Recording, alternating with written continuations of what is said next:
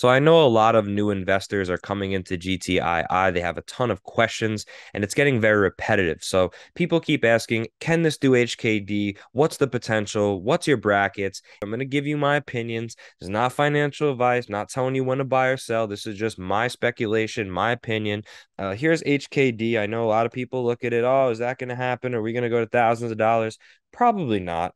I'm going to be honest with you. I'm not going to spoon feed you that this is a guaranteed $2,000 share play. This is, a rare case that you had a lot of insiders come together. They were all on the same page. I'm sure it was highly manipulated on this Chinese IPO. What I think is possible, or really the most realistic, in my opinion, is going to be AMTD. Now, AMTD went from $1 all the way to 12.90, and the day before it actually blew up, the low was $1.57, or we'll just call it $2. $2 all the way to 13 gaps in one day, off of 230 million volume. That is absolutely insane. I think that is a realistic thing that can happen with GTII. All they would have to do is lose control of the stock, and then I could definitely see if it closes, say above 275, $3. Those warrants start to kick in, the jet fuel hits, and then, if the market maker steps away, I think we can see a big spike where it jumps, 5, 10, 15 points, something like that. From then on, I don't know what would happen. I don't know how many shares are actually, circulating there. Some people say it's 50, some say it's 100 million. I think it's, double, but who knows? So this is something I would conservatively say is possible to happen. Whether it jumps to 5 or 10 or 15 really quick from 60 cents up, that would be absolutely insane. But another one that I like and I think is also very possible is a stock like Coase, right? We witnessed this in January.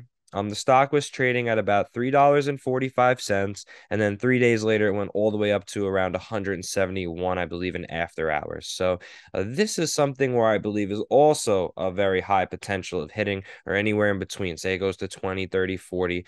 But this is just, me speculating. I'm not 100% sure. I do think this is a super powerful play in GTII. The only reason is because we have one trap short seller in here. It's the Kramer brothers and their accomplice, Charlie Mayo. We've seen them online, flaunting, cigars and drinking beers in the pool in the Hamptons and living this luxury lifestyle. These are your classic thugs. They don't know, anything about the game. They're just toxic loan sharks. They go to work preying on these weak and vulnerable penny stock companies. GTII, they thought was going to be their next victim. And what they did back in February, they had this debenture or a convertible debt note, if you don't know what it is, to make it very short and simple. They sold short against the company, thinking that it was going to go to bankrupt. So the company had debt they had to pay off. In the Kramer's head, they thought there's no way they're going to pay this debt off. They're going to go bankrupt. We're going to short against this debenture. And then the company did the opposite. They paid it off. They said, we're not going bankrupt. We have enough cash to pay it off. They did so. Now they're trapped. Okay, that's the big thing. Then a year goes by, and where we're at recently, now they just merged with 1-800 Law Firm, which did 85 million in receivables. So you might be thinking, well, what does that even mean?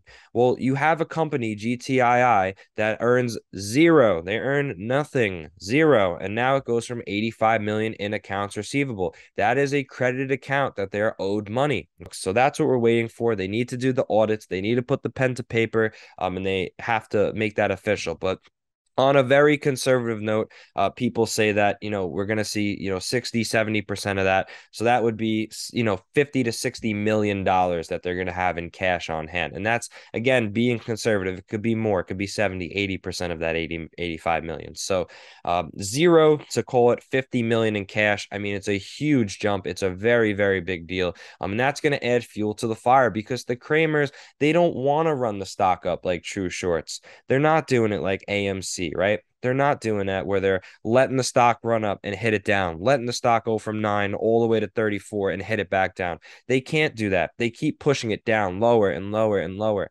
And we see on Friday when they panicked, right? So we see GTII, look at what happened. They had to keep pushing it down, pulling it back down. They weren't allowing it to go up to $3 or $4. I would have.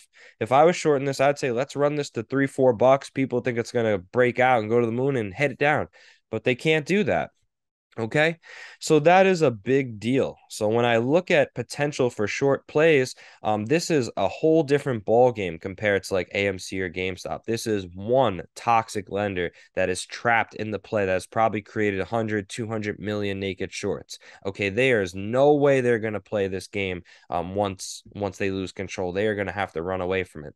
So what you're seeing on the level two is here's all their little market maker buddies, Vert, Knight, GTSM, ASCM, Paul, Puma, right? All these people here that are helping to keep the stock down. How do they do that? Well, as the bids start rising and as the spreads start getting tighter, what they're going to do is they're going to start filling orders below market value. So people are putting the bids in for $1, they're going to start filling them at 97, drives the price down 3-4 cents. Then they start taking the ask price and they start lowering it. So now what went to be the bid now goes to the ask, and then they keep doing this down. So it's holding the price down, and then they keep lowering it and putting these walls at $1. So instead of $1.08, they start filling it at 97 cents.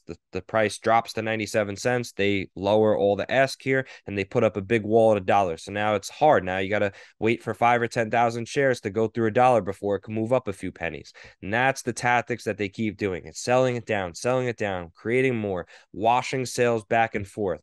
Okay, why wouldn't you want to take $1 for it? You're going to take 97 cents or 96 cents? Doesn't make sense.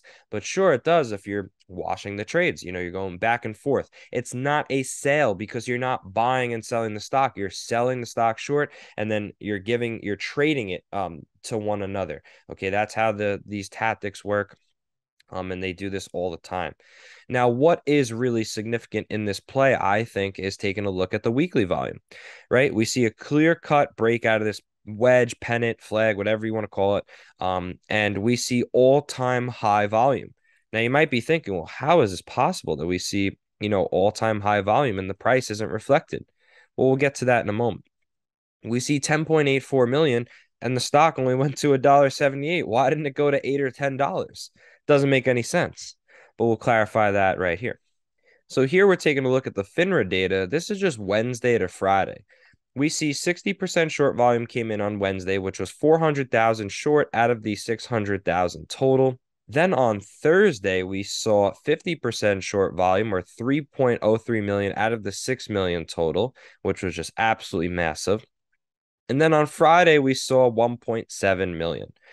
So you combine these two, you got about 5.4. You take the 1.7 to 3, that's 4.7 plus the 400,000, about 5.4 million. That's only Wednesday through Friday. So I don't know what Monday and Tuesday was, but now you take a look at this volume and you say, oh, well, at least 50% of that, let's call it 6 million, an even number. 6 million out of that 10.8, which is more than 50%, was just purely short volume. Okay, that's not including the wash trades. It's not including any of the nakeds on their other accounts they have. So how much of this was really purely buying volume? It's really interesting.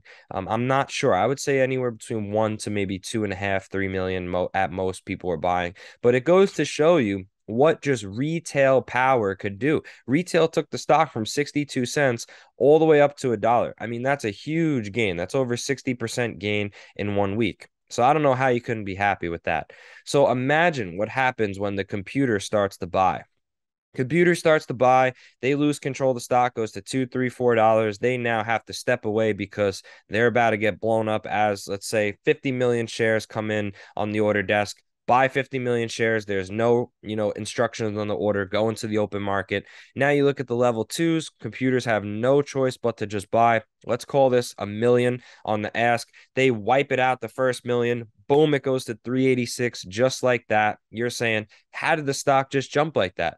Well, that would be a margin call, for example. That would be a liquidation, or buy the shares back, right? Buy them back in, whatever the prime broker makes that decision. Okay. Now all these little goons start to step away. Okay, they're not playing anymore. The Kramers aren't calling us. They're not having us sell the stock anymore. They're done. They have no incentive to play. Again, if the Kramers aren't calling them up every day and saying, hey, sell it short, we'll make you 30,000, 40,000, 50,000, there's no incentive to play GTII. There's zero. The stock doesn't trade. It's not worth their time. So now you have basically the buyers have control of the stock. So the people holding physical shares, like me and you, whoever's watching this, now it's a matter of setting the price, because all the people selling it short, they don't own shares. they're not setting the price there. So now when you start to see people asking 20, 30, $40 and the stock jumps like we saw in, ATXG, how is that possible, right? And some people are saying, how is it possible? It goes from 28 cents to 600. Well, it's a perfect scenario of shorts coming in and getting mauled, and then the same thing happening. So the stock goes to $3, $4, right? Shorts come in, they have no idea about the play. They say, "Oh, this worthless penny stock was 60 cents. It's at $3. Let's short it." Next day it goes to $10. They're red 400% on their positions. They now have to cover. You have new shorts that come in on top of that. Probably they have no idea about it. They shorted at 10, thinking it's going to go back down. It now goes to 20, and then it just creates that compounding factor. And little do you know, it's just a massacre of shorts. And you saw that in like HKD or your AMTD or a play like this. Now the shareholders get to set the price because it's buy as many shares as you can, 50 million. And you only wiped out what, maybe a million or two on the level twos. So now there's still an order for 40 plus million to buy at open. So who's selling? No one's selling. Guess what? Whoever puts the S there is going to get filled. That's how these plays go so big. Okay, that's how you get this, crazy potential here.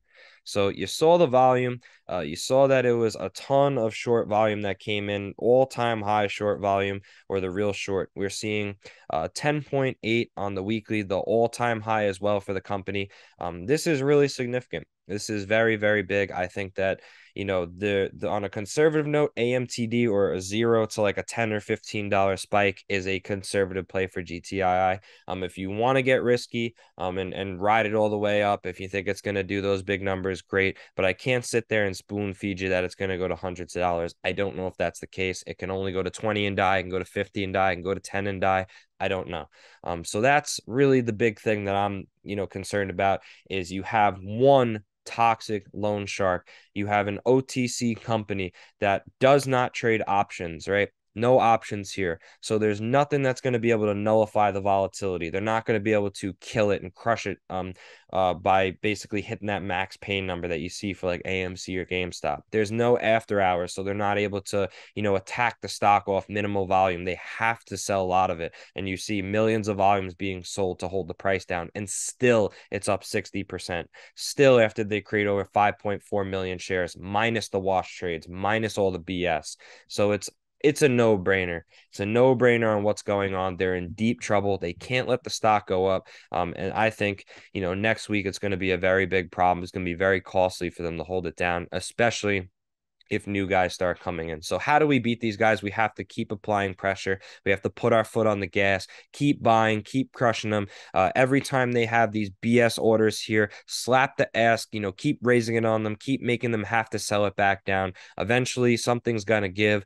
They're going to get blown out. And then by that time they know, hey, if it's another day, a week, an hour that they could survive and keep their livelihood going, they're going to do it. If you're in their position, they are going to lose everything. They're not going to just lose the house or lose the cars, right? They're going to lose everything.